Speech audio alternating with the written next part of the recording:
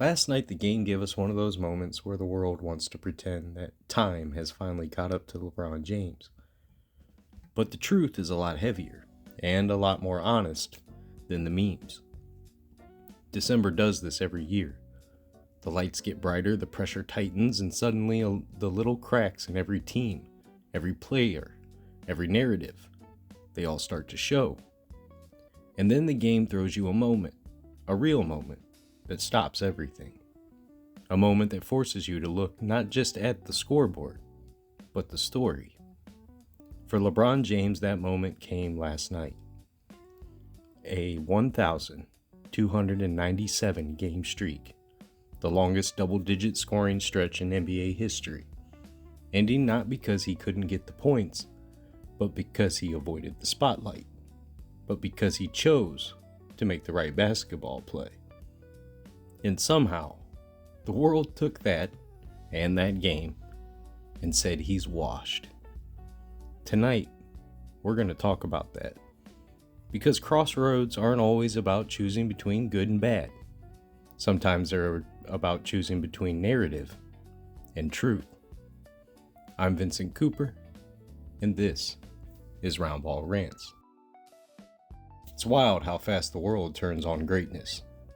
LeBron James has spent 2 decades rewriting the rules of longevity, durability, and consistency.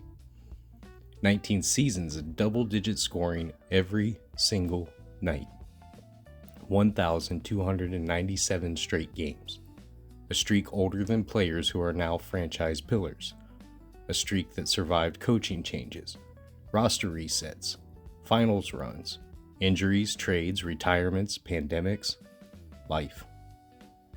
And tonight it ended. Not with a collapse. Not with Father Time dragging him off the floor. Not with a desperate last-second heave to keep the number alive. No. It ended on a pass. A perfect pass. A pass he's made 1,000 times because that's who LeBron James is at his core. The guy who makes the right basketball play, even with history on the line. Rui Hachimura hits the game winner. The Lakers walk off with a win, and the streak, this monumental, almost mythic streak, fades out quietly in the background. And somehow the reaction is he's washed. LeWashed. Father Time cooked him. He didn't even get 10 points. LOL. Really? This is where the Crossroads theme matters. Because this moment tonight, or last night, says more about us than it says about LeBron. We're a league, a culture, a timeline addicted to perfection, until the moment perfection cracks. Then we pounce, we meme, we declare endings that aren't real. We celebrate collapse even when it's fiction. We want to be the first ones to say, see, I told you. But here's what actually happened last night. A 40-year-old man in year 23 played within the game, not chasing a number, not forcing a look just to pressure a streak that's older than some of his own teammates, not hijacking a possession for the sake of a headline. But here's the part that nobody wants to talk about. The same washed 40-year-old just threw down a reverse jam off a lob just 2 nights ago. A reverse jam off a lob in year 23. Washed doesn't do that. Washed can't do that. Washed wishes it could do that. What we're really watching isn't decline, it's transformation. LeBron isn't the same player he was at 25 or 30, or hell, even 35. He's not supposed to be. That's how time works. But evolution, that is how greatness works. And LeBron James is on another evolution. The late career version where the athletic miracles come in flashes. But the IQ becomes the engine. And the game slows down to a place where he sees things no one else on the floor even realizes are happening yet. So when people scream washed, what they're really saying is, he's not the LeBron that I grew up with. And that's true, because he's not. He's a 40-year-old still logging starter minutes, still bending defenses, still catching lobs, still winning games, and still making the right basketball play even when history is begging him not to. That's not washed. That's mastery. That's evolution. That's what year 23 looks like when you're one of one. So no, tonight wasn't the night LeBron James got exposed. Last night was the night the conversation got exposed. Because in the noise of washed, we forget the truth. Legends don't fade because of one game. Legends fade when we stop appreciating what they still bring. And LeBron James is very much still bringing it.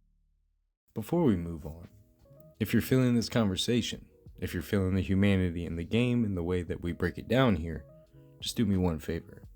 Hit that follow, hit that subscribe. And if you're listening on Spotify or iTunes, tap those 5 stars so Round Ball Rants can keep growing, keep reaching people, and keep building this community that we're shaping together. And don't forget, if you got thoughts on LeBron's streak ending, on legacy, on evolution, call the line, 216-452-8813. Leave a message. Let your voice be part of this show. All right. Because if LeBron stood at a crossroads tonight, he wasn't the only one. There's another team, another storyline sitting in the middle of December staring at the same fork in the road. Let's get into it. When we talk about crossroads, it's easy to point to individuals.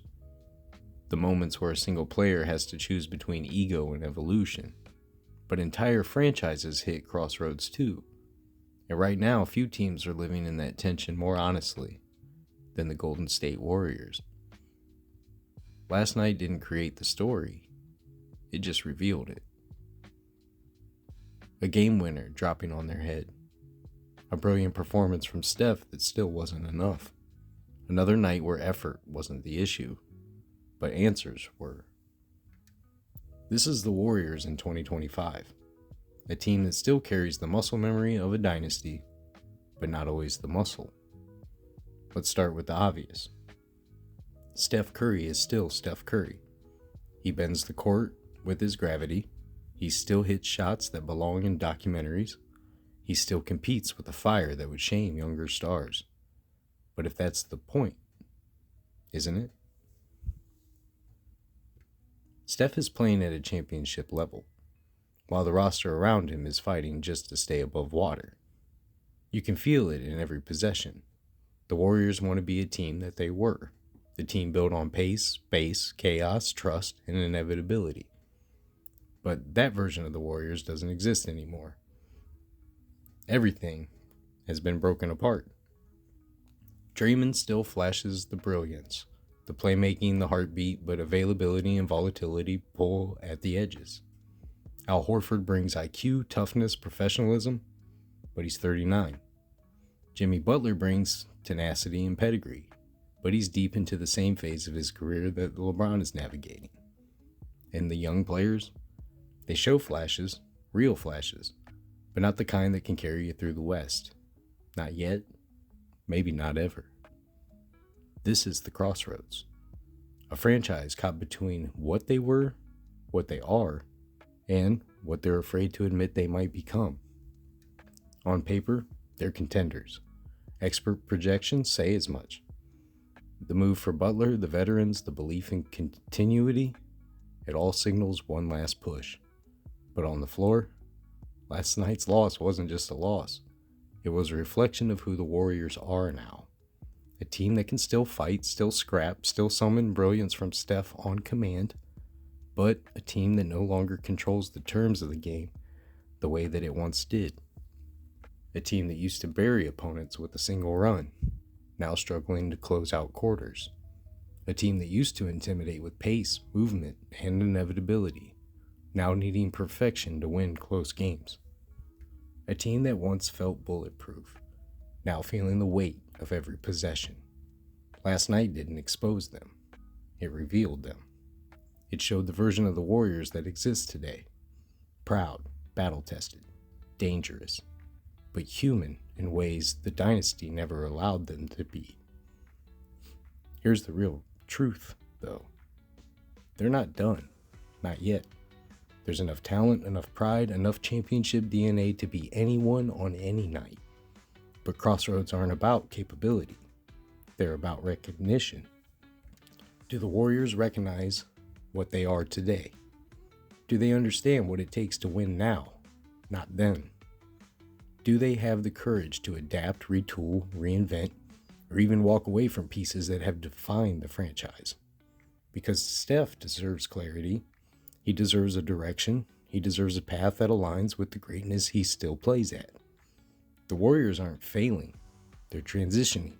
And transitions are uncomfortable, messy, emotional, and unavoidable. If LeBron taught us anything, it was what it means for a legend to evolve. The Warriors are teaching us what it means for a dynasty to confront its own mortality. This isn't the end, but it is the decision point, the crossroads. We talked tonight about crossroads for players and crossroads for franchises, but there's one more crossroads that doesn't get mentioned enough, and that's the crossroads that the fans face every time LeBron James does something that challenges the narratives that we've spent 20 years building around him. Because if we're being honest, nobody in modern basketball has forced fans to confront their own biases, expectations, and definitions of greatness more than LeBron. The streak ending last night didn't just spark conversations about his age or his evolution. It sparked something deeper, something uncomfortable. What do we do now that the version of LeBron we grew up with isn't the version we're watching today? That's the real crossroads. And it splits fans into a few distinct paths. Path 1, the nostalgic path. This is the group that wants LeBron to still look like Miami LeBron, or 2016 LeBron, or even bubble LeBron. The LeBron who could drop 40 effortlessly and erase a 12-point deficit just by himself. But nostalgia is a tricky thing. It freezes players in their primes, traps them in highlight reels. It makes any sign of humanity feel like decline. For this group, the streak ending becomes a headline, not a nuance. Path 2, the skeptical path. These are the fans who never fully embraced LeBron, who see every stumble as proof, every flaw as confirmation, every crack in the armor as validation of a narrative they've been holding on to for years. For them, the streak ending wasn't a moment to appreciate the longevity, it was a moment to declare, see, he's done. But skepticism, without balance, is just comfort disguised as analysis. And then there's path 3, the evolution path. This is where the crossroads gets healthy. These fans understand something deeper. Greatness doesn't disappear, it transforms. They don't need LeBron to be the best athlete on the floor anymore because they can see he's now the smartest. They don't need him to chase numbers because they recognize he's choosing plays that win games. And here's the part that we never say out loud. He doesn't need to chase the numbers because he already has the numbers. The record books are full. The milestones are secured. The counting stats are untouchable. The resume is bigger than the debates we pretend still matter. At this point in his career, LeBron isn't fighting to build a legacy. He's choosing how to live inside of one. And that's why last night mattered more than it looked.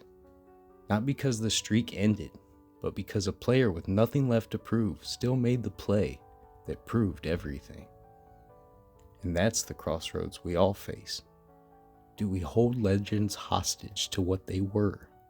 Or do we honor what they still are? Do we chase the past so hard that we punish them for aging?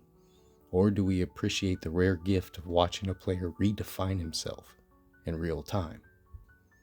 Do we measure greatness by peaks?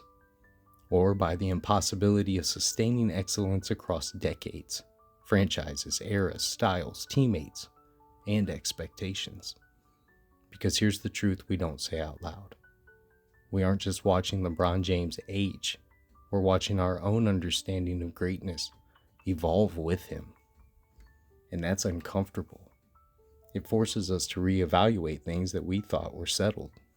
It forces us to confront myths we've built, comparisons we've clung to, and narratives we've protected. But that discomfort, that's growth. LeBron is at a crossroads. The Warriors are at a crossroads. But we, fans of the games, are at one too. We can either cling to the old definitions of greatness, or we can recognize that we're witnessing something rare. A player aging with purpose. A career shifting into its final arc with clarity, grace, and intention. A legacy that's no longer being built through dominance, but through wisdom. And if we choose the second path, the evolution path, we don't lose LeBron James. We gain a new chapter of him. Before we wrap tonight, we've been talking about crossroads. Moments where you decide who you are, where you're going, what comes next. And if you've been at a crossroads about trying Dubby, tonight's the night to make that move. Dubby is clean energy, no jitters, no crash, no nonsense, just focus, flavor, and a lift that actually helps. You finish the day, the edit, the workout, the shift, or the episode that you've been putting off. And because they believe in what we're building here on Round Ball Rants, they gave us a code that directly supports the show. Use code Round Ball Rants at checkout and save on every order at dubby.gg. So, if you've been waiting for a sign, this is your crossroads moment. Choose the path with more energy.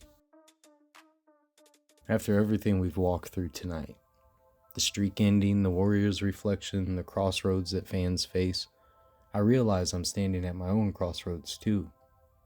Because every time something happens around LeBron, I feel that pull. Part of me wants to step in front of the noise, defend the man, correct the myths, present the facts. Part of me feels like I need to be the voice saying, hey, look again, because you're missing the truth. And the other part of me wonders if it even matters, if letting the loudest narrative win is easier, if stepping back and saying nothing would save the energy. But here's where I landed tonight. LeBron doesn't need me to defend him, but the conversation deserves to be elevated. And I don't mean elevated in a way that shuts people down. I don't mean elevated in a way that says one side is wrong and one side is right. I don't even mean elevated in a way that pretends that the debate is simple. It's not. It never has been. When Allen Iverson gives you his top 3 and he puts Kobe ahead of LeBron, that's not disrespect. It's memory. When Shaq lists the greats and leans towards his own era, that's not ignorance. It's loyalty. When people come to this conversation with emotion, with nostalgia, with the players who shaped them, with the moments that meant something to them, that's real. And I understand that. I'm not dismissing the other side. I'm not saying the facts alone define anything. The debate is the debate because greatness is big enough to hold multiple truths. All I'm saying is, if we're going to talk about it, let's talk about it honestly. Let's bring curiosity instead of combat. Let's respect every angle this conversation carries. Because when we do that, we aren't just comparing players. We're honoring the game. And that's the path that I'm choosing. Not to argue, not to convince, but to elevate and to understand. I'm Vincent Cooper. This was Round Ball Rants. And remember, it's not just basketball. It's therapy with a bounce. I'll see you on Monday.